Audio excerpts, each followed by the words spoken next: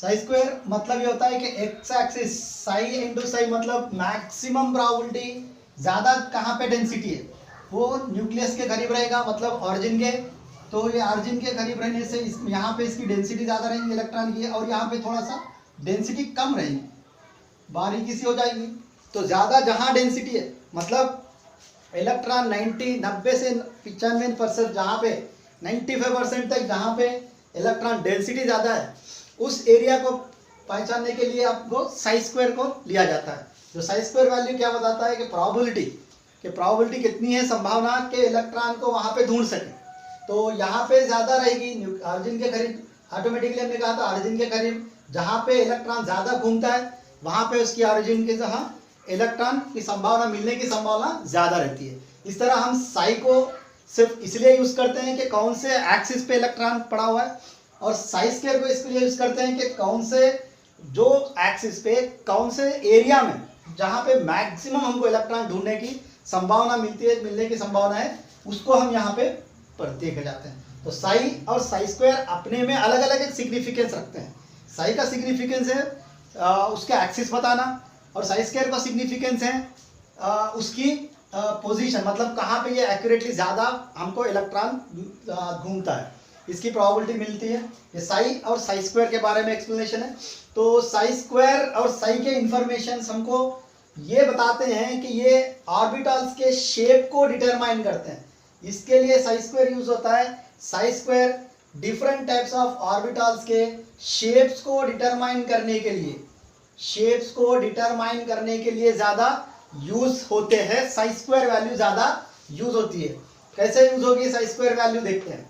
अगर हम समझते हैं कि साई स्क्वायर हम जाएंगे, अगर हम लेंगे S orbital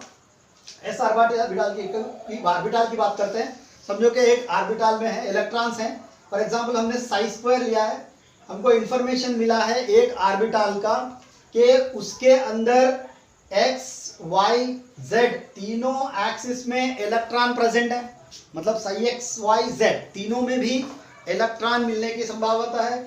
Sai wave function बताता है कि साई वैल्यू कि इलेक्ट्रॉन हमको एक्स एक्सिस में, वाई एक्सिस में और जेड एक्सिस में तीनों एक्सिस में मिलेगा। और साई स्क्वायर की बात करते हैं तो साई स्क्वायर बताता है कि इसकी संभावना कहाँ मिलती है, इसको हम देखेंगे।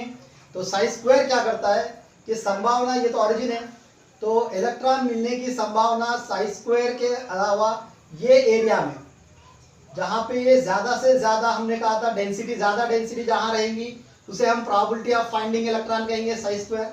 तो इस एरिया में हमको ज़्यादा इलेक्ट्रॉन मिलता है, तो इस एरिया को हम ज़्यादा इलेक्ट्रॉन जहाँ मिलता है उस ज़्यादा मिलने वाले इलेक्ट्रॉन यहाँ पे भी मिलता है बट थोड़ा सा कम में मिलता है, बहुत ही रेयर मिलता है। 95% वो ऑरिजिन के सेंटर के पार्ट्स में ही, सराउंडिंग में ही घूमता रहता है, और वो एक्स वाई और जेड एक्सिस तीनों एक्सिस में घूम रहा है। इस तरह हमको इन्फॉर्मेशन मिला। तो हम क्या करते हैं कि तीनों एक्सिस के जहाँ जहाँ पोजीशन मिल रहा है उस एरिया को टोटली सराउंड करते हैं। उस टोटल एरिया को अगर हम बाउंड्री मारेंगे एरिया को, तो जो एरिया का बाउंड्री का शेप आएगा वो ऑर्बिटल का शेप होगा। तो ऑर्बिटल का डेफिनेशन क्या है, what is orbital? Orbital is nothing but the probability of finding electron, the area at which, ये एरिया को बताता है, the area at which the probability of finding electron, the probability of finding electron is maximum, is called as orbital. तो जहां maximum मिल रहा है उसे ही हम ऑर्बिटल कहते हैं। और वो एरिया के लिए हमने उसको बाउंड्री मारा है। तो एरिया हम जब बाउंड्री मारेंगे, x axis, Y axis, z axis, तीनों एक्सिस पे हमने बाउंड्री मारा है, तो इसका शेप ऐसे दिखेगा स्पेरिकल, ऐसे दिखेगा इसका शेप स्पेरिकल। तो इस तरह साई स्क्वायर का एक ऑर्बिटल को हमने देखा और उसके साई और साई स्क्वायर से हमने उसको शेप डिटरमाइन किया, तो हमको मिला वो स्पेरिकल शेप में। अब इस ऑर्बिटल को हम कहते हैं एस ऑर्बिटल, इसका हमने नाम दिया एस ऑर्बिटल, जो एस ऑर्बिटल का शेप है स्पेरिकल शेप में मिलता है। और एक है जो, और एक अगर हमको इंफॉर्मेशन मिला है कि साई एक्स एक्सिस पे घूम रहा है, वाई और जेड एक्सिस पे कोई इलेक्ट्रॉन नहीं है, सिर्फ एक्स एक्सिस पे ही है, और उसकी प्रोबेबिलिटी मिलने की प्रोबेबिलिटी का जो साई स्क्वायर है, ये साई का इंफॉर्मेशन है।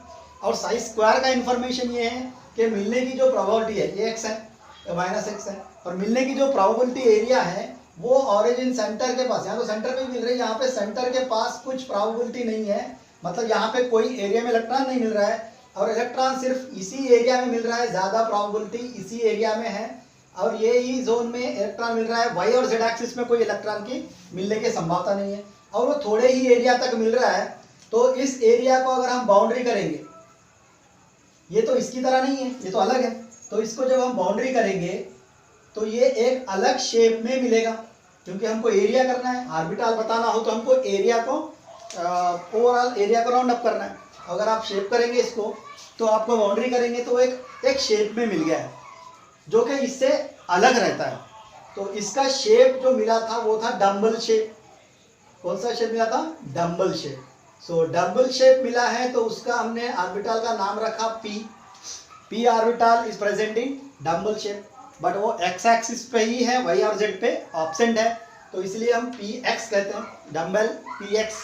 अगर और एक भी आपको संभावना मिल रही है कि पी एक्स वाई एक्सिस पे इलेक्ट्रॉन्स हैं, जेड और एक्स एक्सिस पे ऑब्सेंट है, सिर्फ वाई एक्सिस पे हैं, जेड और एक्स एक्सिस पे ये ऑब्सेंट है, तब हमको इस तरह का और एक ऑर्बिटल मिला जिसकी साइज स्क्वायर हम देखेंगे प्रोबेबिलिटी, तो इसकी साइज स्क्वायर की संभावना जो है वो ये एरिया में ही ज़्यादा है। तो हमने जब अंडरलाइन मारा, इसको बाउंड्री किया,